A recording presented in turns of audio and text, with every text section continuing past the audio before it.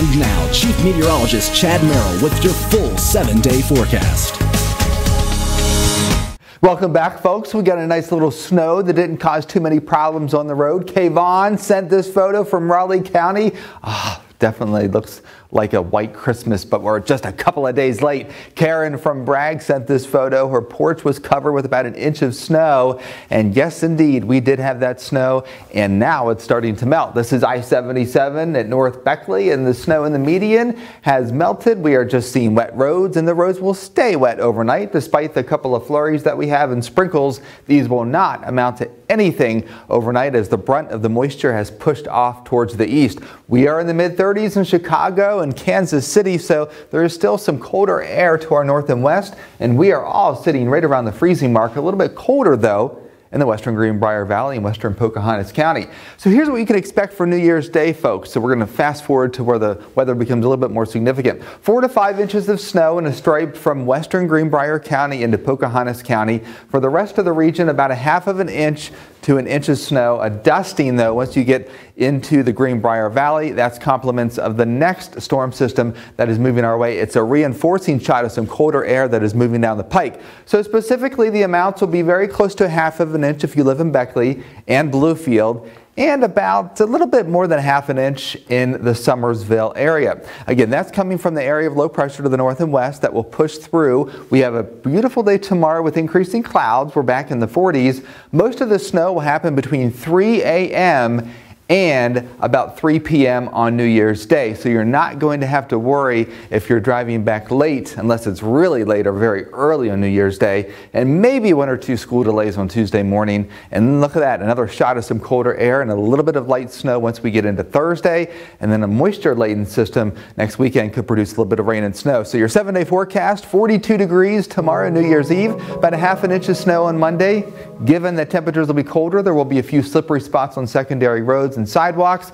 There we go, some light snow after dark on Wednesday, about a half of an inch by early Thursday, and then Friday and Saturday, mid-30s with some rain and wet snow on Saturday. What do Super El Ninos tend to do for the rest of the winter, though? I got a little bit of a closer look at that data. What a beautiful snowfall that we had, about an inch of accumulation. It was on the grass, it was on the trees. It made for a winter wonderland, and it did not impact travel because road temperatures were too warm. So it was just wet on the roadways. So how does this snowfall we had in late December factor into our Super El Nino snow budget going forward through the rest of the winter? What about temperatures? Are we going to have warm spells and cold spells? Well, I took a closer look at the data, so let's go into the Weather Center and check things out. So we have a sample size of 7 Super El Ninos. And what we're showing here is the timeline in January from the 1st through the 31st. And this is the temperature departure from average. So anything below this thick black line is cooler than average temperatures, and above is warmer than average temperatures. In January, we get that roller coaster ride of warm and cold, but we have a strong signal for a cold blast around the 15th and a big signal for warm temperatures during the latter part of January.